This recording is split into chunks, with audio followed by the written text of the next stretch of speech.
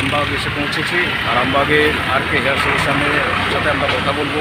তালা ও ডানকুনি 3 নম্বর branch open করলো আরামবাগে। আমরা দেখতে চাই যে এই আরামবাগ ব্রাঞ্চে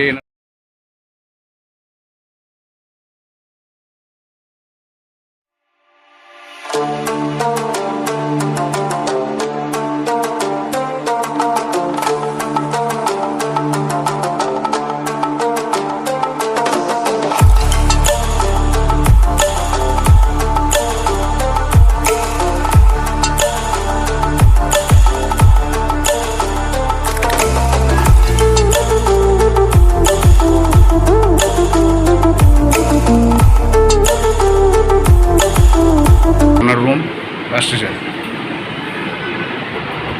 আচ্ছা, আপনাদের কাছে আমি কিছু কথা আলোচনার জন্য এসেছি। তো আপনার নাম কি? নমস্কার, আমার নাম হচ্ছে বিকাশ সরকার। আচ্ছা, আপনাদের যে দুটো ব্রাঞ্চ আছে হুগলি ডিস্ট্রিক্টে, শুনেছি ডানকুনি আর শিয়াখালায়, ওখানে কাজ চলার পরে আপনি এখানে ব্রাঞ্চ ওপেন করার উদ্দেশ্যটা কি?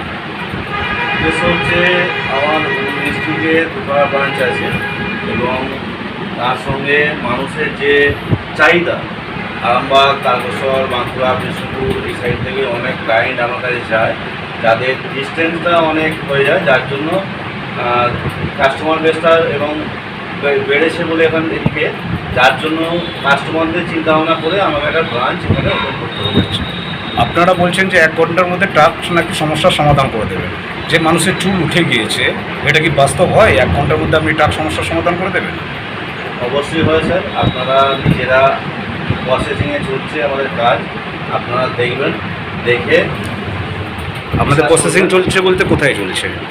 পাশে ওয়ার্কশপে আমার কাজ চলছে। চলুন দেখি। ক্লায়েন্ট উনি ডানকুনি ব্রাঞ্চে আমার হেয়ার বসিয়েছেন আগে 1-1.5 বছর হলো। আচ্ছা। উনি ব্যবহার করছেন। আজকে উনি এখানে আমার আরামবাগেই ওনার বাড়ি, আচ্ছা। তারপর আমাদের মধ্যেই ওনার বাড়ি, উনি সার্ভিসে এসেছেন, দেখবেন আপনি।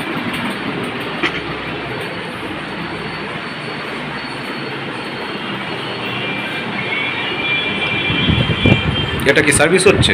হ্যাঁ, এটা সার্ভিস হচ্ছে। উনি 1 বছর আগে হেয়ার বসিয়েছিলেন এবং ডানকুনি তাদের মতো মানুষদের জন্য, কাস্টমারদের জন্য আমাদের আরামবাগে। আচ্ছা দাদা, আপনি কতদিন ধরে এই হেয়ার প্যাচ ইউজ করছেন?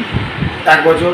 1 বছর। এমনি কোনো রকম স্কিন কিছু প্রবলেম ক্রিয়েট করে? এটা কিছু না, পরিষ্কার পরিষ্কার থাকে, মানে সাইড এফেক্ট হিসাবে যে আমরা যে পিছিয়ে পড়ি এইসব বিষয় নিয়ে? ভয় খেয়েছিলাম, আচ্ছা। কিন্তু তারপর দেখছি 1 বছর তো লাগালাম, কোনো কিছুই নেই, পরিষ্কার, আচ্ছা। কোনো ভয়ের কিচ্ছু নেই, আচ্ছা, আপনার সাইড এফেক্টের কোনো প্রবলেম কোনো আসেনি? প্রবলেম নেই। আচ্ছা আচ্ছা, মানে এটা লাগানোর পরে টোটাল লুকটা চেঞ্জ হয়ে যাচ্ছে, তাই তো? লুকটা চেঞ্জ হয়ে যাচ্ছে, দেখতেও ভালো লাগছে। হ্যাঁ, সে তো অটোমেটিক যে স্কিনে চুল থাকলে যেটা দেখতে ভালো লাগে, মানুষের ন্যাচারাল লুকটা আসে, সেটা আপনি মানে এই দিক থেকে একদম সাকসেস। একদম আর এনাদের পরিষেবা?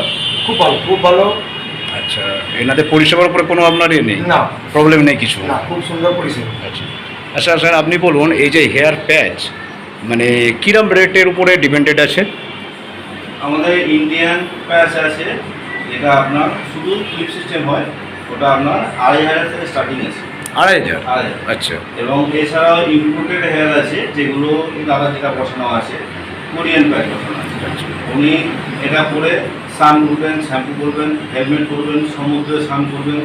জন্মগত হেয়ার মানুষ যেভাবে ছোটোবেলা থেকে ব্যবহার করে এসছে, ঠিক সেমভাবে ব্যবহার করবেন, কোনো সমস্যা কিছু নেই। আচ্ছা, এনারা যে পরিষেবা দেওয়ার পরে যে হেয়ার উঠে চলে গেছে, না, সেরকম যে আপনি কিছু নেই। বাইক চালাচ্ছেন, মানে জাস্ট নর্মালি জিজ্ঞেস করছি, না, না। বাইক চালাচ্ছেন, স্পিড দিলেন, হয়তো দেখা গেল ওইখান থেকে উঠে চলে গেল পাবলিক প্লেসে, না, না, না। একটা মান সম্মানের ব্যাপার, একটা লজ্জার ব্যাপার থাকে। না, না, না, সেরকম দ্বারা কিছু নয়। হ্যাঁ, চুল ধরে টানলেও ওঠে না। আচ্ছা আচ্ছা।